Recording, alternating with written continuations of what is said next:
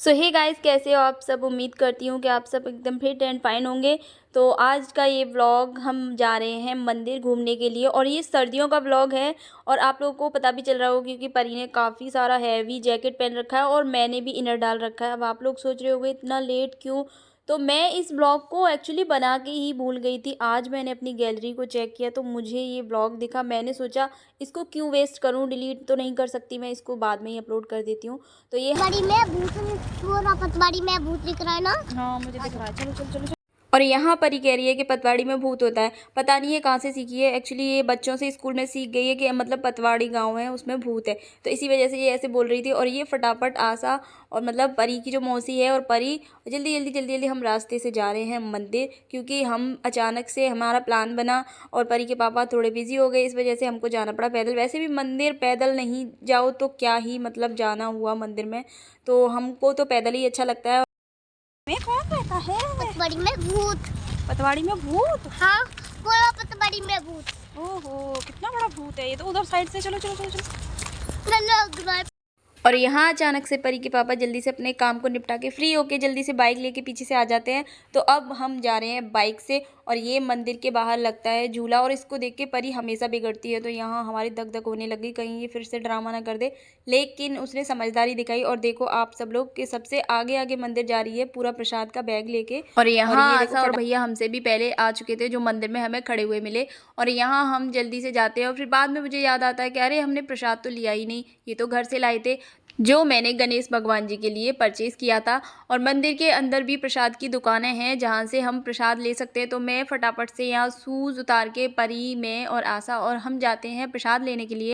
और यहाँ मैं आशा से पूछती हूँ कि प्रसाद अलग अलग कराना है, 2 जगह या 1 जगह। तो यहाँ फटाफट से हम डिसाइड कर लेते हैं कि हमें 2 जगह प्रसाद लेना है। और यहाँ मैं दादी जी को पैसे दे देती हूँ और फटाफट से 2 पैकेट प्रसाद के निकालती हूँ अपने लिए और आशा के लिए। और यहाँ मैं दादी जी को बताना चाहती हूँ कि मैंने प्रसाद ले लिया है, अब मैं जा सकती हूँ। और लेकिन वो अपने किसी काम में बिजी थी, वो सुन ही नहीं रही थी क्योंकि उनको थोड़ा सा कम सुनाई देता है। और यहाँ मैं फाइनली प्रसाद लेके बाहर आ चुकी हूँ और हम जा रहे हैं प्रसाद चढ़ाने के लिए माता जी के मंदिर। तो अब हम मंदिर में एंट्री कर चुके हैं और परी अपने पापा के साथ भी अंदर आ चुकी है। तो चलिए आप सबको भी मैं देवी माँ के दर्शन कराती हूँ। और यहाँ हमारी परी है, परी तो इतनी शैतान है क्योंकि मैं सबसे पहले गणेश जी को भोग लगाने वाली थी, उनका प्रसाद लेके आई थी अलग से। और ये मैडम है कि ये देना ही नहीं चाह रही थी, इसको ये लग रहा था पता नहीं ये मतलब मेरे साथ ही रहना है, तो वो प्रसाद देना नहीं चाह रही थी। ज़बरदस्ती उससे हमने प्रसाद लिया और हम प्रसाद लेके फिर सबसे पहले गन्नू जी के पास गए थे उनको भोग लगाने के लिए। तो यहाँ मैं और परी के पापा और परी हम तीनों लोग जाते हैं अंदर भोग लगाने के लिए गणेश भगवान का।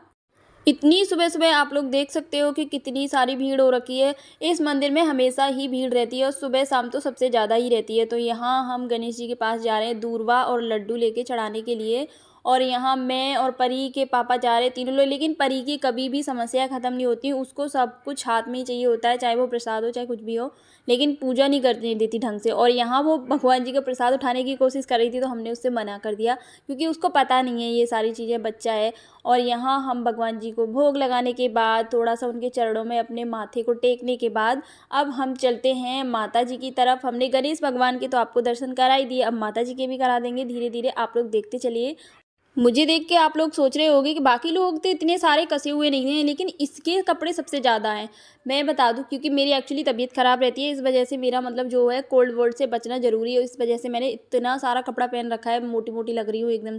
बस यही कारण है कि मैंने सबसे ज़्यादा कपड़े पहन रखे हैं। और यहाँ भैया और आशा जाते हैं अब, और मैं ले लेती हूँ फ़ोन, अब मैं बन जाती हूँ कैमरामैन उन दोनों के लिए। तो यहाँ वो लोग अपना मतलब जो है प्रसाद वगैरह चढ़ा रहे हैं और माथा वाथा टेक के वो लोग भी अभी बाहर आएंगे। उसके बाद हम जाएंगे माता रानी की तरफ, क्योंकि यहाँ सबसे पहले गणेश जी भगवान जी के पास ही सबसे पहले जाना होता है। ये चीज़ हमेशा याद रखना क्योंकि सबसे पहले पूजा उन्हीं की होती है, तो इसीलिए हमने सबसे पहले अपने गणेश जी को भोग लगाया।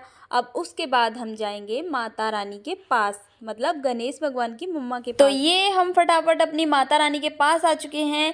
आप लोग दूर से ही देखो कितनी सुंदर लग रही हैं, ये तो वैसे भी हमेशा सुंदर ही लगती हैं, लेकिन मैं अपने मतलब जो फ़ोन है उससे पास में नहीं दिखा सकती क्योंकि आप लोग देख सकते हो कि कितनी सारी भीड़ हो रखी है। और ऐसे में ज़बरदस्ती नहीं करना चाहिए, मेन होता है दर्शन, दर्शन हो जाए बस वही काफ़ी है, ये वीडियो शीडियो तो काम का नहीं है। लेकिन फिर भी मैं सोचती हूँ थोड़ा बहुत आप लोगों को दिखा दूँ। तो ये देखो मेरी माता रानी कितनी ज़्यादा प्यारी लग रही है और इनका हर रोज़ नवरात्रि में अलग अलग श्रृंगार होता है। आखिरकार धीरे धीरे रेंगते हुए हम थोड़ा सा माता रानी के नज़दीक पहुँच जाते हैं और हमारे भी थोड़ा सा तिलक विलक हो जाता है और हमें भी प्रसाद मिल ही जाता है। मंदिर चले गए, मंदिर से आ गए, लेकिन हमारी परी के नखरे किसी न किसी वजह से बिगड़ते ही रहे और यहाँ परी रूठ गई थी क्योंकि उसको गले में माला चाहिए थी।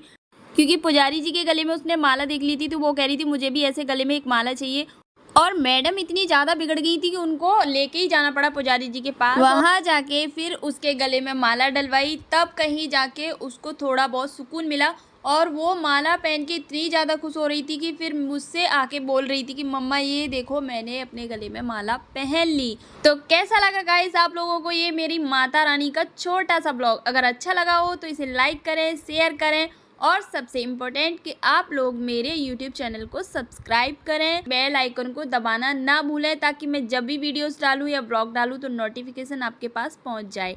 एंड आप सभी लोगों को बहुत बहुत धन्यवाद।